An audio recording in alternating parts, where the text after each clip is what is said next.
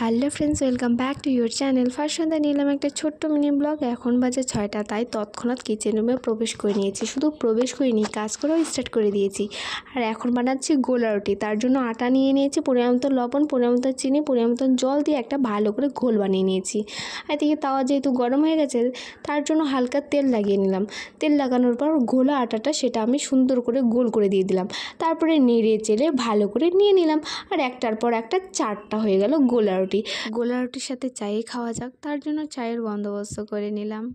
জল দিয়ে চা পাতা দিয়ে সেটাকে গরম করে তারপরে দুধটাও দিয়ে দিলাম। দেওয়ার পর আমার প্রায় চাটা রেডি। তো চলো খাওয়া যাক। খাওয়া দাওয়া করতে করতে আমার 7:30 বেজে গেল। তার জন্য ড্রেস চেঞ্জ করে আমার অস্ত্রগুলোকে ঠিক করে নিচ্ছিলাম। মানে হচ্ছিলো আমার হেয়ার নেট, তারপরে সাইড ক্লিপ, আর হলো পেন। এগুলো আমার প্রায় রেডি। তার জন্য আমি চুলটাকে ঠিক করে নিচ্ছিলাম ডিউটি যাওয়ার জন্য।